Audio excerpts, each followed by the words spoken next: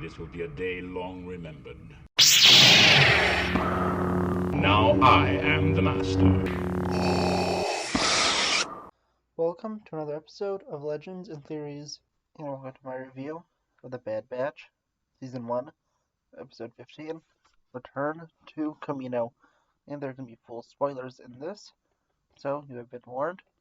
And we now have one episode left in Season 1 until we go into a break and wait for Season 2. I'm so excited for this. And thankfully, this is probably the best episode of the season. I'm so excited for next week's episode, and can't wait to see where it goes.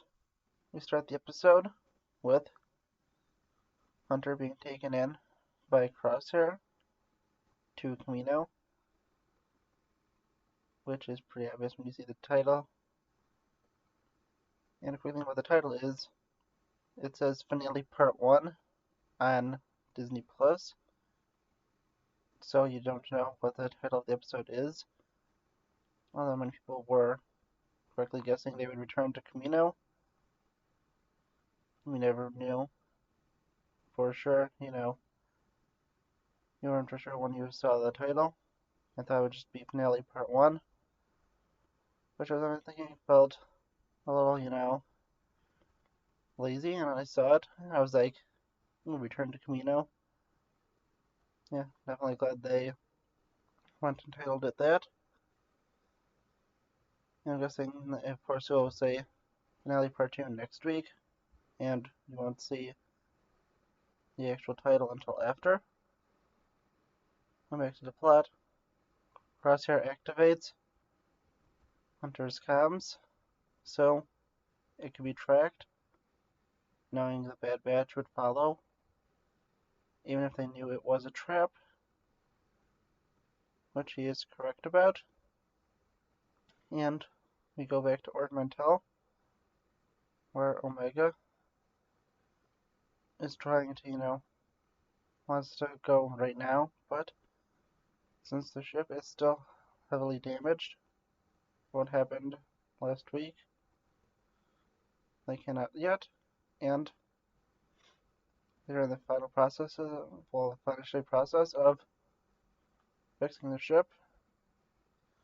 They fix it up and say that they left Gregor with Sid, and finally they go and follow his signal back to Kamino, where they land on a secret landing pad that is hidden in the middle of the ocean, and with it they have to go and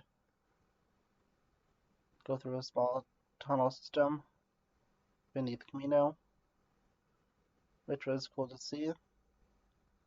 I think most people could have guessed that it was down there, and I'm not surprised that, a few people like Obi-Wan, who, fell under the water, but I'm not sure if you're going to be able to see it, would know about it.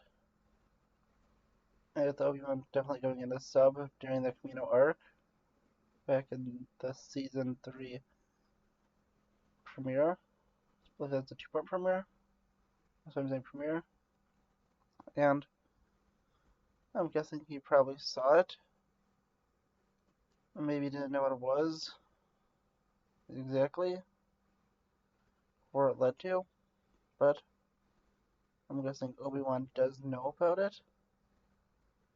And they go to Nalase's lab, where they were all created, and once they're there, they go to head out to the main facility, and have to go after Crosshair, who is in the main training facility, and they think they're going to drop on him by entering, not through the main entrance, but through the entrance where they go in for training, which is where I was thinking they probably shouldn't have gone. They probably should have found another way in, but of course I was right, and it was a trap. with Crosshair and his elite squad waiting there, and they left Omega behind, telling her to go and get Rex so he could go help. But Omega decides not to do it, programs a bunch of the droids to go attack, and while the Bad Batch is confronting Crosshair, he goes and sends off one of his troopers to find Omega, knowing that the Bad Batch is lying, say they left her behind. And he eventually goes and gives them a choice to join the Empire. Since he was never given a choice by them, he wants to do what they never gave him and give him a choice, asking if they know they could trust him.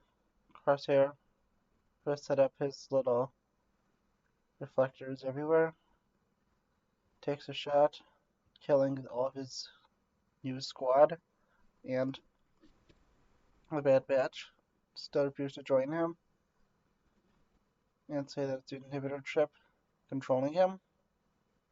But Crosshair tells them he had his chip removed long ago, and this really changes things.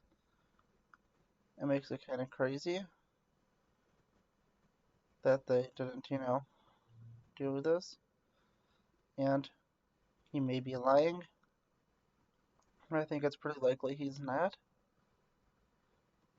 And we'll see about that next week.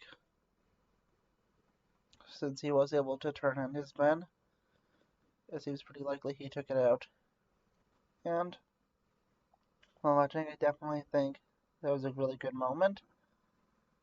And we finally have Omega sending the droids up, which distracts Crosshair enough for Hunter to be able to get his weapon back. And before they can fight, they have to go and team up like old times and take on these droids. And Omega realizes she released way too many. But the Bad Batch is able to succeed. And Hunter stuns Crosshair. I believe that was the moment where he reveals he had his inhibitor chip removed a while ago. I jumped a little ahead of that, but at this moment he is stunned, and the last trooper was only knocked out by AZI-3, and Omega goes and reports to Rampart that things have gone out of control, and the Empire is fully evacuated from Kamino. Rampart contacts Tarkin, who tells them to fire upon the city, and the Venator Star Destroyers are brought down. The Bad Batch try to escape, but it's too late, as Tipoca City is being completely destroyed, and that's where this episode ends. And that was such a cool ending. It was so awesome to see what the Empire has done, and to explain what happened to Kamino. Now it seems that there are very few Kaminoans left, and they are all in Imperial custody, or dead, and although you may see that they kind of deserve it for creating the clones, it's definitely a dark fate that they probably don't deserve at all. Well, some of them may do, for how evil they were, which makes it likely that Lamasu was killed last episode.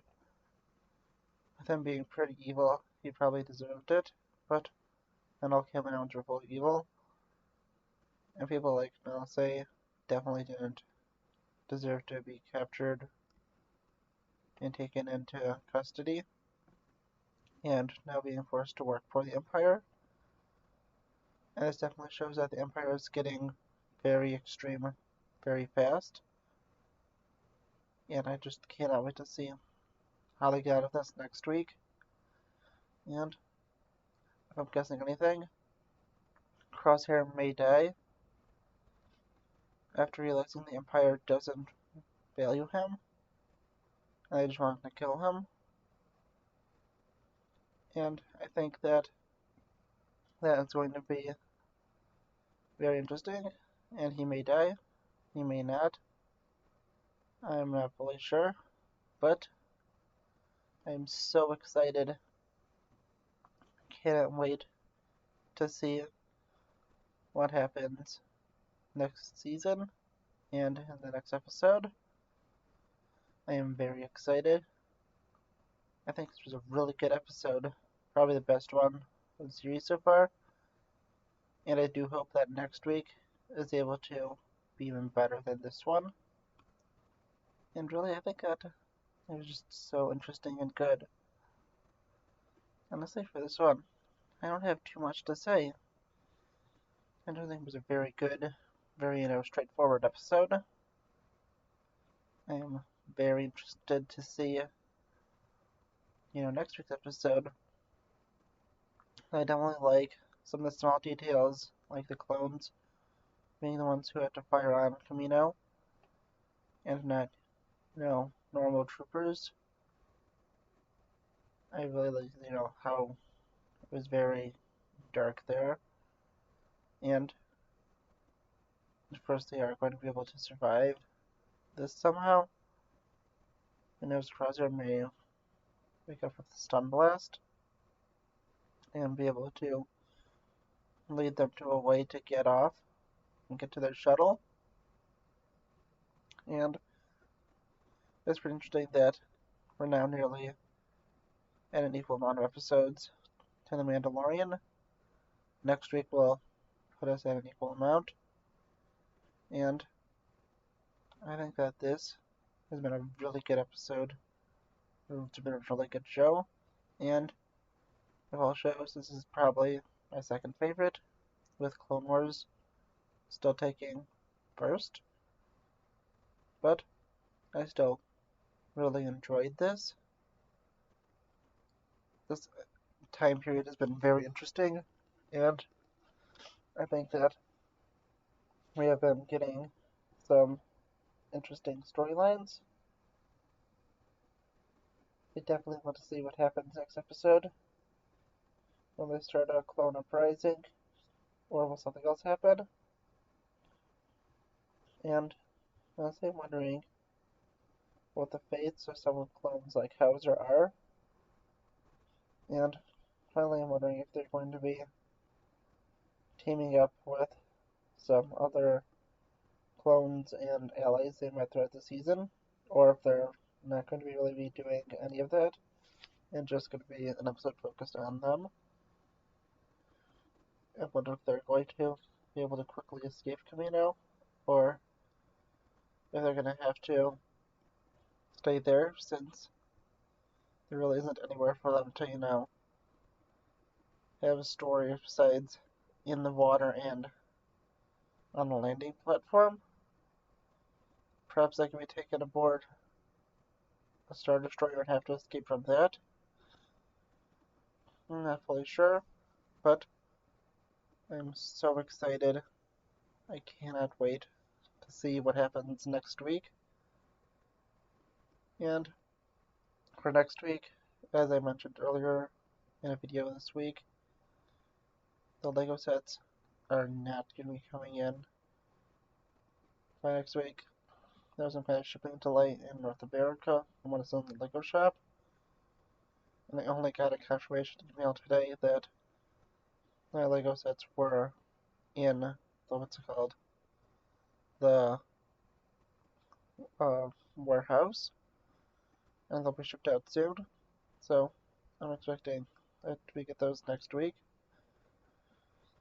But in terms of content, I am definitely going to be releasing both reviews on the Suicide Squad, likely on Tuesday and Wednesday.